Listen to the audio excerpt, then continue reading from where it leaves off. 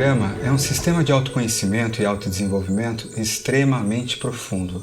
A sua origem é incerta. Alguns dizem que ele volta lá para o Antigo Egito. Muitas pessoas falam que quem desenhou o diagrama do Enneagrama pela primeira vez foi Pitágoras. Mas para nós, neste programa, o que interessa é falar sobre o Enneagrama das personalidades, que é uma das versões mais modernas do Enneagrama. O Enneagrama das personalidades, ele fala sobre a humanidade ter 9 tipos principais de personalidade, que alguns vão chamar de eneatipos, outros vão chamar de tipos psicológicos, e eu, em alguns dos meus programas, gosto de chamar de raios diferentes de personalidade.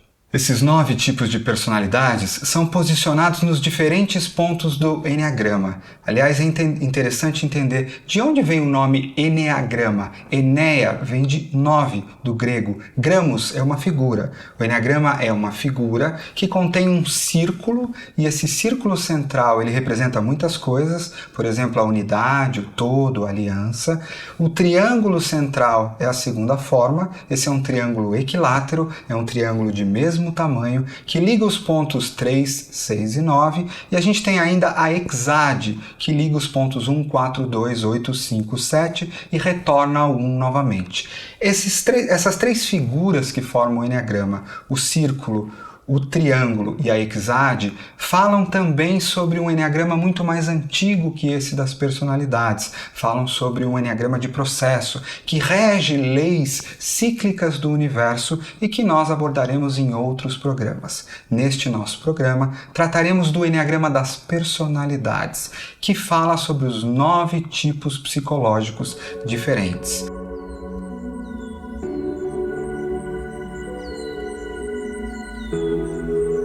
Quando você olha para o círculo, imediatamente, se você deixar o círculo vir até você e sentir o que representa um círculo. O círculo é a unidade, o círculo é o todo, o círculo é aquilo que não tem início e não tem fim. Tudo que você traz que tem característica circular é como a criação do universo. Ele inicia com o Big Bang, tudo se desdobra, dobra e volta para o mesmo espaço. Uma flor, uma semente, quando nasce, ela deixa aquela planta sair, aquela planta cresce, e na ponta daquela planta nascem novas sementes, as sementes caem, vão para o fundo da terra e um novo ciclo se inicia. O uno e o todo. É quando Deus, o não manifesto, Deus que não conhecia a si mesmo, porque era a perfeição, e não é possível conhecer a perfeição se eu não comparo ela com a imperfeição.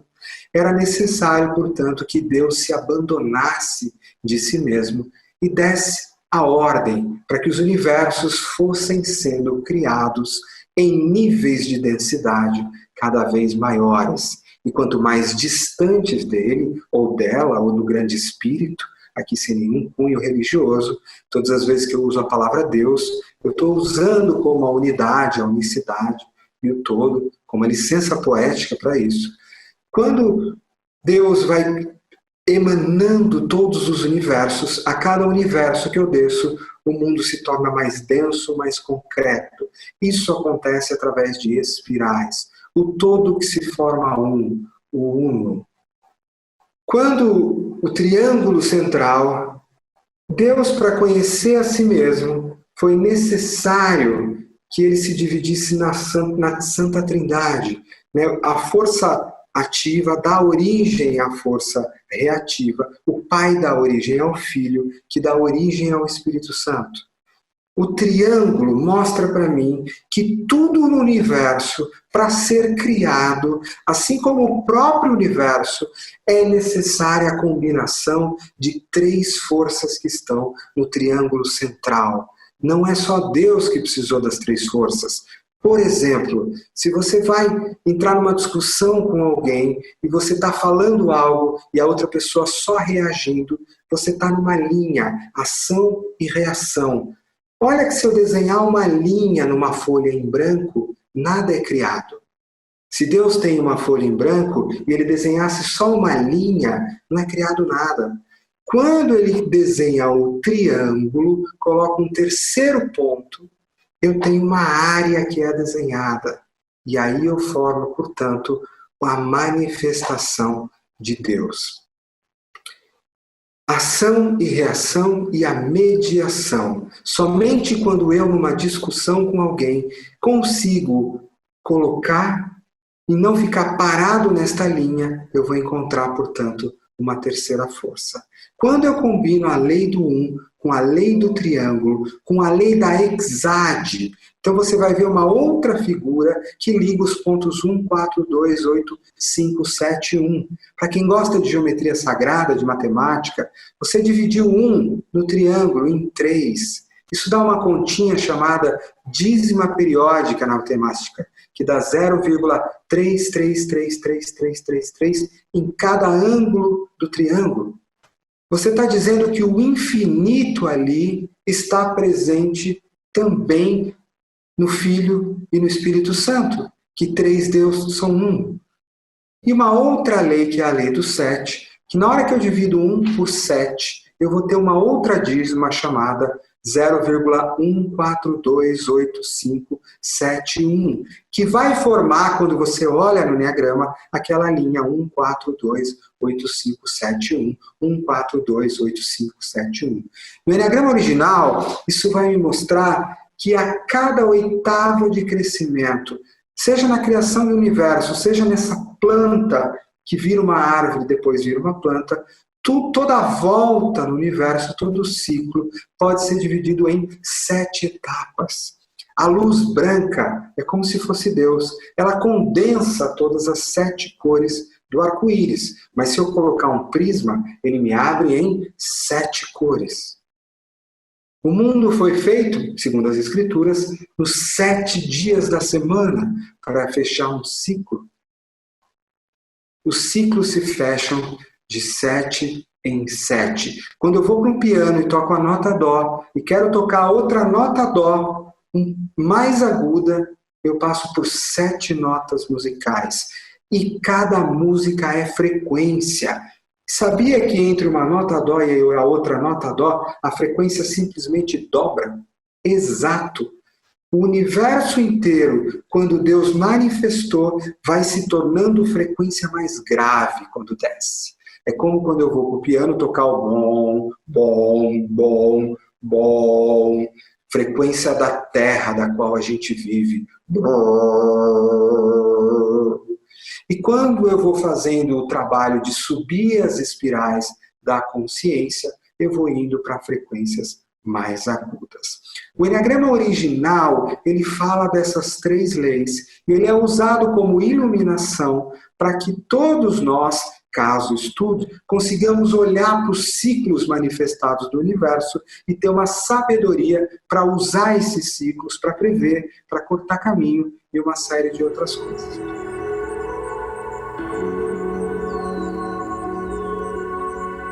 E é preciso que a gente compreenda no Enneagrama das personalidades de onde vêm os tipos psicológicos. E é preciso que a gente volte na história lá para os padres do deserto. A gente está falando mais ou menos de século 2 a 3 depois de Cristo, padres que estudavam em quais os caminhos que o homem se desviava de Deus. Havia uma palavra grega chamada hamartia, nas quais mostravam que o ser humano, de que o homem se desviava de Deus no coração, principalmente através de 9 caminhos diferentes. Então, hamartia, o pecado, significava errar o alvo.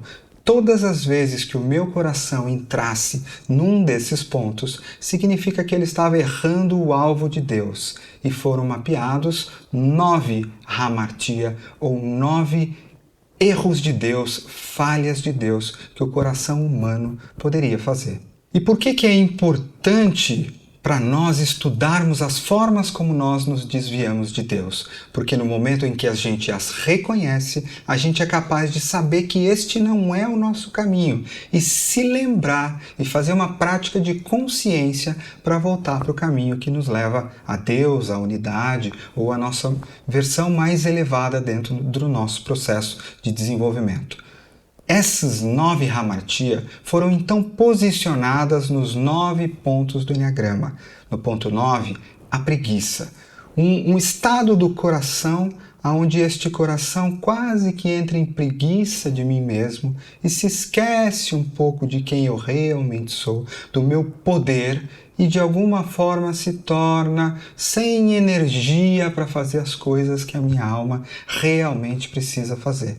No ponto 1, a ira, o coração irado, é aquele coração que treme, que tem uma mistura de mágoa com ressentimento, uma raiva meio ácida que pulsa. E o coração em ira, portanto, é um coração que se desvia do coração de Deus. No ponto 2, o coração em orgulho. O coração em orgulho é aquele coração que se infla, fica grande, o meu queixo sobe um pouquinho e eu passo a me julgar bastante importante. Muitas vezes por detrás de uma humildade, um não precisar de nada, porque o orgulho me diz assim: você não precisa de nada, você pode ajudar os outros só, são os outros que precisam de você. E o coração em orgulho, ele me engana, ele me diz que eu sou superior às outras pessoas e que eu não tenho cansaço, que eu não paro nunca, e o que seria delas sem mim? Ele é também uma forma de desvio da humildade do coração de Deus. No ponto 3, a vaidade. O coração vaidoso é aquele coração que se julga o centro do mundo, aquele coração que acredita que eu sou o melhor, o mais importante, aquele que sem coisas importantes só acontecem realmente se eu estou aqui. Olha como eu sou grande, vencedor, forte, importante. A vaidade me faz me apaixonar por mim mesmo, quase como Narciso olhando para o espelho e se apaixonando por si mesmo. No ponto 4, foi posicionada a inveja como hamartia. A inveja como um coração que se compara aos outros corações. Sabe quando eu, de repente, tenho na minha vida coisas que são importantes, ou tenho a vida como ela é, mas eu olho para o outro lado e falo: peraí, eu acho que aquela pessoa tem mais do que eu, mais habilidades, mais segurança, mais talento, e meu coração fica se comparando de alguma forma. E no momento em que ele se compara, ele deixa de compreender e sentir tudo aquilo de belo e maravilhoso que eu já tenho. Esse é, portanto, um desvio de Deus. No ponto 5, a avareza. O coração em avareza é o coração que se recolhe no inverno. Imagina um coração com frio, gélido, ali tentando economizar o máximo dos seus recursos. E quando alguém chega perto de você, mesmo com o coração aberto para tentar sentir você, o que acontece é que não é sentido. Onde que estão as suas emoções? Onde que está o seu coração? O seu coração está em avareza, se economizando sentimentos, economizando a interação com o mundo, se economizando. Não está disponível para o mundo e para as outras pessoas. No ponto 6, foi posicionada a hamartia do medo.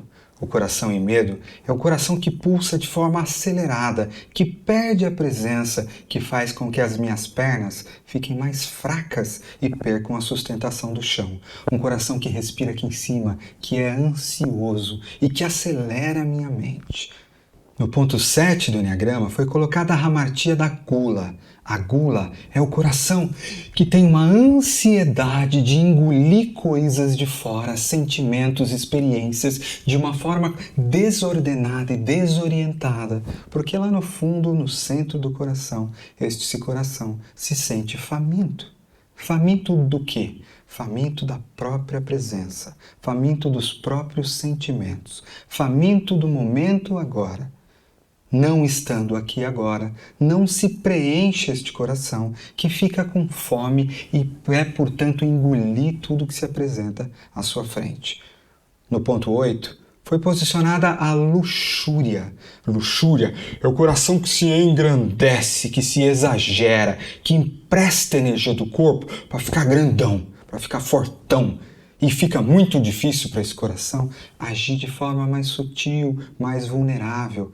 Por medo de ser machucado ou traído, esse coração se torna grandão, exagerado e forte e cria cascas em volta de si.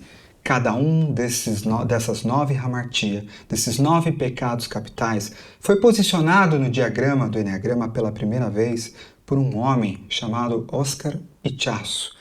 O Oscar Ichazo foi a primeira pessoa que conseguiu, de forma muito inteligente, colocar os pontos exatos no diagrama do Eneagrama. Isso envolveu estudos ligados à psiquiatria, à cabala, aos tipos psicológicos e foi talvez uma das maiores contribuições para o Eneagrama das personalidades. É importante, dentro da história do Eneagrama das personalidades, citar também Cláudio Naranjo. Cláudio Naranjo, como um pesquisador, como um educador, como alguém que se dedicou à consciência humana, foi aluno de Ichazo por um tempo e estava ligado à escola de psiquiatria de Stanford. E o que Naranjo fez foi dar forma para os tipos psicológicos, foi decodificar, foi descrever melhor como cada uma daquelas paixões, por afetar o coração daquela pessoa, criava, portanto, um tipo de personalidade e um tipo psicológico. Quando a gente segue com a história do Eneagrama das personalidades, uma das alunas de Cláudio Naranjo, a Helen Palmer, publica então nos Estados Unidos um livro chamado O Eneagrama. Ao mesmo tempo, outras pessoas em outros lugares, e eu gosto muito sempre de citar Don Rizzo, do Enneagram Institute, e mais para frente o Russ, que foi meu professor por bastante tempo, como pessoas que então iniciaram este movimento do Eneagrama das personalidades, em especial aí falando a partir da década de 80 nos Estados Unidos. Falando na história do Eneagrama, é muito importante reconhecer Gurdjieff como a pessoa que trouxe o Eneagrama como símbolo para o Ocidente. Vale assistir o filme Encontro com Homens Notáveis, ou ler o livro do Gurdjieff que se chama o mesmo nome. Vale lembrar que Gurdjieff nunca trabalhou com o Eneagrama das personalidades e nem sequer falava em personalidades. Ele trabalhava, sim, com o diagrama do Eneagrama como um mapa de desenvolvimento, um mapa de relações e um mapa que esclarecia tudo que era cíclico no universo. O desenvolvimento e o trabalho do Eneagrama com Gurdjieff é diferente do Eneagrama que nós usamos a partir da criação de Oscar Ichazo, Cláudio Naranjo, Don Rizzo, Russ e muitas outras pessoas que foram trabalhando o Eneagrama das personalidades ou Eneagrama psicológico. Neste programa, o nome que nós daremos aos 9 tipos não são os nomes originais dados pelas hamartia, pelo Oscar Ichazo e por quem veio antes, porque ao longo das adaptações, ao longo da modernização do Eneagrama, nós tratamos na nossa escola, no Núcleo da Consciência, com nomes novos que nós trataremos em cada um dos capítulos. Por que o Eneagrama? Por que o Eneagrama no nosso desenvolvimento? O Eneagrama vem para nos trazer liberdade. O autoconhecimento ele nos proporciona liberdade e nos proporciona objetividade. Cada um de nós, ou a maioria da população, vive de uma forma muito automática. Se você olhar para os seus pensamentos, você, na maioria do dia, passa sendo controlado ou invadido por pensamentos que são automáticos e que você não tem controle sobre eles. Isso não é liberdade. A gente poderia dizer que a tua mente está escravizada. Você não está escolhendo os seus pensamentos. Eles repetem-se em você, eles são automáticos, eles são histórias que vieram antes. Se a gente olhar para os nossos corações, na maioria das vezes, os nossos corações também não estão livres para sentir os sentimentos. Se alguém te cutuca naquele ponto, ou você lembra de uma história antiga, automaticamente vem sensação de abandono, ou vem a ira, ou vem uma reação muito automática, ou você sente A, B ou C. Repetição. Todas as vezes que há repetição, não há liberdade. Então, o que a gente pode dizer é que a maioria da humanidade também não tem um coração livre para sentir sentimentos mais sublimes, e sim repete emoções que já estão programadas na sua própria história. Se a gente olhar para o corpo, mesma coisa. Quantos de nós, dependendo da palavra que me falou, a minha raiva já subiu? Ou eu parei um pouquinho para meditar, ou de repente estou num lugar que está parado demais, o meu pezinho está batendo, minha mão está batendo. Será que eu realmente tenho liberdade nas reações do meu corpo? E a maioria de nós não tem. O nosso corpo também costuma ser escravo de automatismo. E como um robô, muitas vezes nós, ou a humanidade, temos uma vida que vai sendo vivida através de nós e não necessariamente uma vida que a gente escolhe.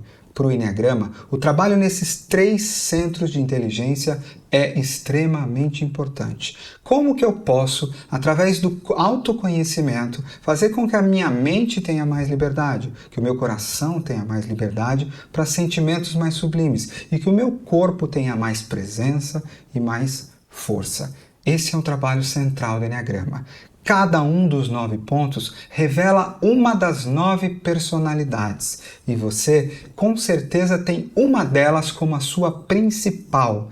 É claro que a gente tem um pouquinho de todas, ou mesmo aquelas que estão ligadas nas linhas do diagrama do Eneagrama, que você vai estudar numa próxima formação de Eneagrama, elas são fortes em você também. Mas é importante que você faça o teu caminho para descobrir qual é aquela central, qual é aquela que bate mais forte. E essa descoberta pode ser rápida, como um dia, ou ela pode levar meses e anos. E não importa, o que importa é o teu processo para descobrir quem você realmente é e qual é o teu tipo do Eneagrama que é importante para nós. Lembre-se de usar o aplicativo do Núcleo da Consciência, Eneagrama para Líderes. Lembre de olhar e fazer as leituras no livro do Eneagrama para Líderes para que você possa, sim, encontrar o seu tipo central do Eneagrama, que neste momento do tempo é extremamente importante para o nosso processo por aqui. E por que o Eneagrama como um sistema de autoconhecimento? O que ele tem de diferente dos outros? E aí é uma coisa importante para a gente entender sobre o Eneagrama. Embora sim, a gente vai encontrar nos livros, a gente vai encontrar nesse curso inicial tendências de comportamento para os 9 tipos, o que significa, se eu sou um 1, existem tendências de eu me comportar assim, é importante entender sobre o Eneagrama que os comportamentos não são mais importantes para determinar um tipo do Eneagrama. Pode ser que você seja daquele tipo e não tenha necessariamente aqueles comportamentos centrais. Ou pode ser que você tenha um comportamento que parece aquele tipo, mas você aprendeu com seu pai, com a sua mãe na sua escola. Por Eneagrama, o mais importante não é o que você faz, mas por que você faz aquilo. Qual é o motivo por detrás de você se comportar daquela maneira. E aí sim, para cada um dos 9 pontos, nós vamos encontrar um motivador central por detrás das ações. Nem sempre é fácil a gente saber por que a gente está fazendo aquilo. Precisa de um processo de autoconhecimento. A maioria das pessoas simplesmente age, elas não sabem os motivos para isso. E o teu convite para o mergulho no autoconhecimento do Eneagrama é que por muitas vezes eu vou te perguntar não o que você está fazendo, mas por que você faz o que você faz. E nesse ponto o Eneagrama é diferente de qualquer sistema de mapeamento de personalidade, de assessment dentro de organizações, porque ele não está tão preocupado com o que cada um dos 9 tipos faz, mas sim por que cada um dos 9 tipos fazem o que fazem. Outra coisa importante do Eneagrama é que ele não é um sistema para dizer se tal pessoa é melhor ou pior. Todos os tipos são igualmente bons e igualmente ruinzinhos, dependendo do nível de consciência. Você nunca muda o seu tipo do Eneagrama durante uma vida, mas sim você muda dentro do seu tipo do Eneagrama. Quanto mais você cresce, se desenvolve, menos escravo você fica daquele pedacinho de comportamentos. Eu costumo dizer que é como se você morasse dentro de uma casinha. Isso é importante entender sobre o Eneagrama. O Eneagrama não quer te colocar numa caixa. Ele quer mostrar para você que você já estava numa caixa e por reconhecer que caixa é essa, você vai expandir os tamanhos dela. Então, embora se você tenha nascido um 3 do Eneagrama e você nasce um tipo do Eneagrama, ele não é determinado pela tua família, pelo teu pai, pela tua mãe, ele já vem com você. Se você nasce um tipo do Eneagrama, você permanece a vida toda com este tipo, embora você possa se transformar, mudar seus comportamentos, integrar os outros 8 pontos diferentes do seu e cada vez ir vivendo num espaço interno maior do que você tem vivido até hoje. O Eneagrama é um sistema para te libertar e não para te colocar numa caixa. Recuse qualquer visão do Eneagrama que coloque pessoas em caixas. Use você, o Eneagrama, para algo que vai te expandir através daquilo onde você mesmo se limitava até hoje. Outro ponto importante sobre o Eneagrama é que ele não simplesmente vai dizer, olha, existem esses 9 tipos de personalidade e eles têm esses motivadores, o coração de cada um funciona assim, os pensamentos assim e as tendências de comportamento são assim, assim, assim. Não é só isso.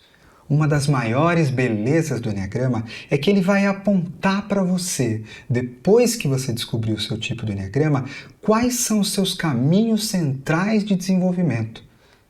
Ao invés de você ficar tentando um monte de coisas, você vai saber, olha, dentro do tipo 4, o que acontece na mente do tipo 4 é isso aqui, é essa distorção. Toma aqui os exercícios e as formas e a observação para que você faça como um tipo 4, que a tua mente atinja níveis mais e mais saudáveis.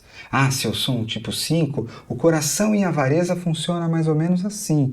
Então presta atenção nesses comportamentos, nessas sensações físicas, nesses pensamentos, você tipo 5, e toma aqui os caminhos de desenvolvimento para você, as práticas de desenvolvimento para o corpo, para o coração e para a mente. Então, o Eneagrama não está preocupado em colocar rótulos em você, ele está preocupado em te ajudar a se reconhecer, para que você possa receber de presente quais os teus caminhos propostos de desenvolvimento. Isso vale tanto para um desenvolvimento espiritual, numa jornada de vida, para um desenvolvimento psicológico e para desenvolvimento profissional, de liderança dentro das organizações e uma série de outros desdobramentos possíveis que o Eneagrama pode trazer para nós, sendo sim um sistema multidimensional de desenvolvimento espiritual, psicológico e profissional. É importante entender sobre o Eneagrama das personalidades que a personalidade não é você.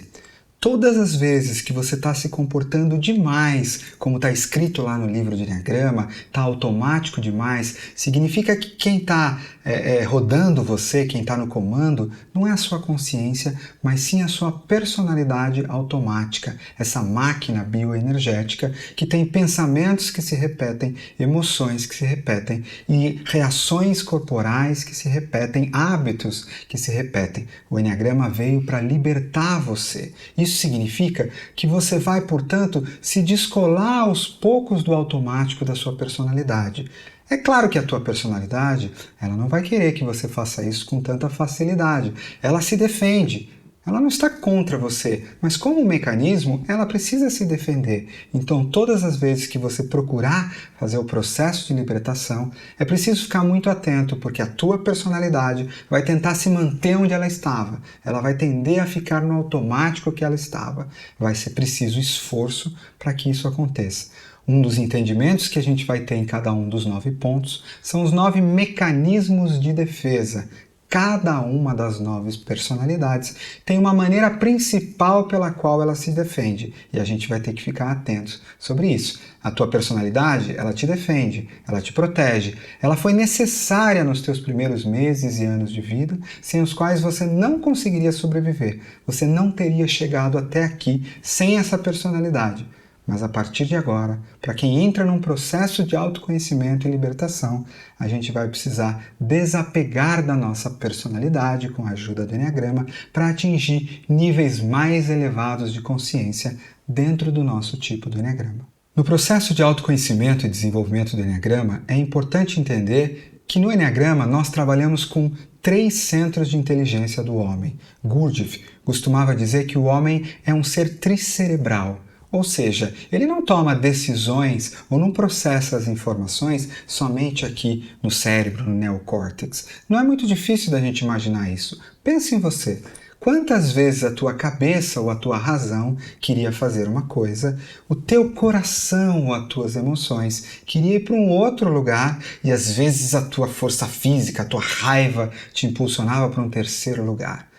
Temos 3 centros de inteligência e a neurociência hoje já comprova pela quantidade de neurônios hoje que já se sabe que existem no coração e na própria barriga, o que a gente chama da inteligência do gut, belly center.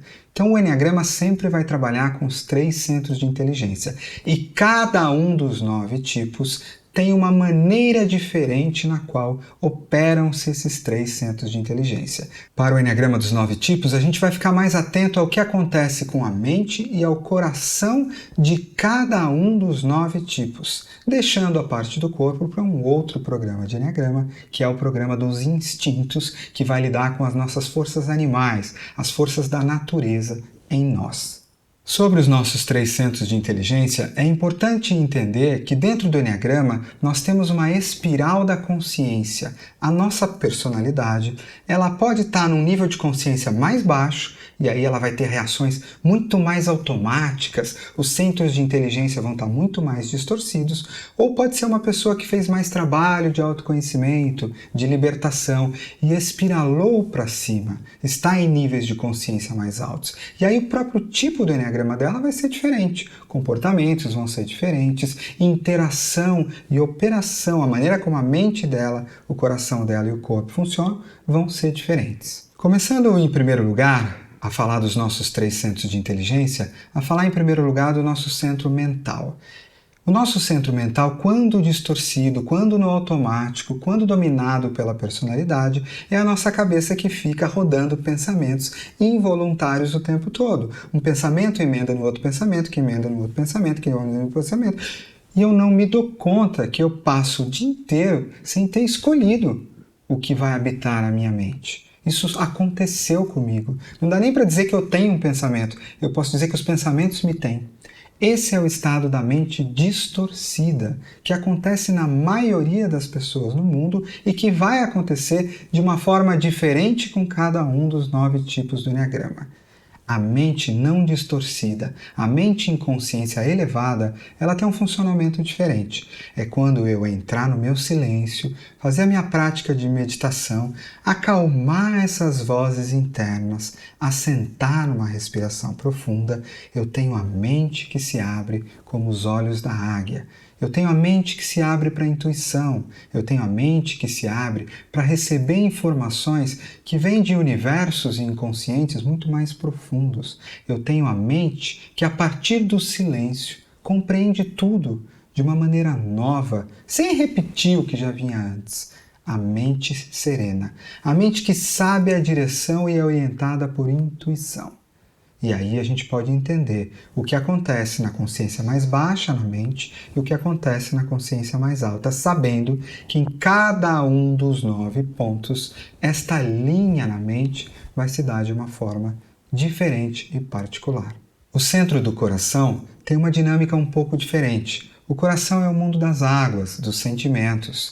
Quando a gente traz a respiração para o centro do peito e consegue sentir o nosso coração e o nosso cardíaco, o que a gente percebe é que os corações em consciência mais baixa, o nosso centro emocional operando em consciência mais baixa, ele de fato tem as más águas, as águas más, as águas paradas. Ele tem emoções mais densas, mais reativas, e a gente vai encontrar lá os nossos sentimentos de abandono, os nossos sentimentos de falta, de tristeza, de apego, todas as vezes que o nosso coração parece denso demais, pesado demais. E quem de nós não se vê escravo dessas emoções no dia a dia? Quem de nós não se vê tendo reações emocionais automáticas? Esse é o coração distorcido. Para o Eneagrama, o coração que se purifica, o coração que sobe de nível de consciência, o coração que vai se curando através desse processo, é um coração que vai tendo as suas águas limpas e vai, portanto, curando as suas feridas internas, curando os seus sentimentos de abandono, de rejeição e vai se tornando um coração mais aberto.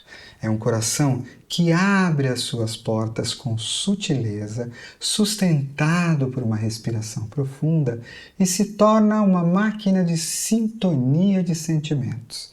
E quando ele está vulnerável, aberto, sereno, esse coração consegue ouvir, sentir como uma seda sentimentos mais elevados, como, por exemplo, as virtudes do Eneagrama, a serenidade, o amor incondicional. Ele consegue sentir a abundância, a gratidão plena.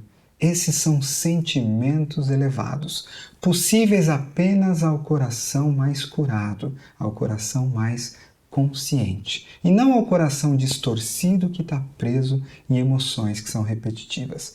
E esse é o trabalho dentro do centro emocional, lembrando que cada um dos 9 tipos tem uma distorção preferida do coração, que são o que a gente vai chamar das paixões de cada tipo, ou as hamartia, como a gente já falou. O coração de cada um dos 9 tipos faz essa escada entre maior ou menor consciência de um jeito diferente. E a gente vai olhar para isso quando olhar para cada um dos 9 tipos do Enneagrama. O nosso centro motor, o nosso centro físico, o nosso centro corporal também se distorce, assim como a mente e o coração. E o que acontece é que dentro do nosso sistema, do nosso corpo físico, a gente possui ali as energias da terra, as energias dos terremotos. A gente tem a nossa força física, o nosso vigor e também temos a nossa perda de vigor, a nossa anestesia.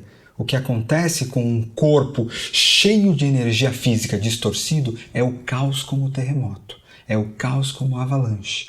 E aí a gente tem um jeito de estar na vida que pode ser bastante destrutivo ou pode ser sem energia. Essas são distorções das energias do meu corpo. Se eu fizer bem o meu trabalho de consciência, como o Enneagrama vai me ensinar, se eu colocar os meus pés no chão, fizer meu aterramento e aprender a me tornar mestre dessas energias do corpo, eu vou ganhar vitalidade, vigor, poder, que está no centro daquilo que o corpo físico pode fornecer para mim através destas energias. Portanto, o trabalho de elevação da consciência no corpo, no coração e na mente é um trabalho central para os 9 tipos do Enneagrama. E para isso eu aproveito para te convidar, para quem quiser ir mais fundo nesse tema, para procurar no Núcleo da Consciência, no site do Núcleo da Consciência, no nosso canal do YouTube, uma série de lives chamadas Semana da Consciência. Recomendo, portanto, o e-book do Núcleo da Consciência chamado Do Corpo ao Cosmos, as 7 dimensões da consciência, para que você entre em especial na primeira, na segunda e na terceira dimensão ao estudo dos 3 centros de inteligência, e isso vai te ajudar no caminho do Enneagrama. Agora que a gente se prepara para entrar em cada um dos 9 tipos do Enneagrama nas 9 aulas, é importante você entender o que forma um tipo do Enneagrama. Às vezes você vai se perguntar, como é que eu sei que eu sou daquele tipo do Enneagrama? O que realmente determina se você é daquele tipo do Enneagrama é se a emoção principal e mais viciada que toma conta do seu coração é o que a gente chama da paixão daquele tipo. A paixão é uma emoção viciada, exagerada, que domina o seu coração. Embora as 9 paixões do Enneagrama possam nos pegar em momentos diferentes do dia ou da vida, uma delas é mais forte para nós. Então, cada um dos 9 tipos, quando a gente olha o que acontece com o coração dele, a gente vai ver que o coração mais distorcido ou em sofrimento dá origem à paixão daquele tipo. E o coração mais elevado naquele tipo dá origem à virtude. Você encontra então as 9 paixões do Enneagrama, cada uma delas forma de sofrimento principal do coração da pessoa daquele tipo de Enneagrama, e as 9 virtudes do Enneagrama, que são justamente quando aquele coração está curado, quando aquele coração daquele tipo acessa níveis mais elevados, ele acessa aquele sentimento sublime. Para descobrir se você é de um determinado tipo de Enneagrama, você em algum momento do tempo vai ter que compreender se o teu coração sente esta paixão, essa emoção viciada que traz sofrimento mais do que as outras 8, e se você acessa aquele sentimento elevado das virtudes do Enneagrama mais do que os outros 8. Da mesma forma, o que acontece na mente de cada um dos 9 tipos também vai ser regido pelas 9 fixações do Enneagrama. As fixações são como ideias fixas mesmo. A mente da pessoa que está presa à personalidade fica rodando aquela mesma forma viciada de ver o mundo, aquelas mesmas crenças. E a gente dá isso o nome de pensamento fixado. Não é livre, ele é fixado.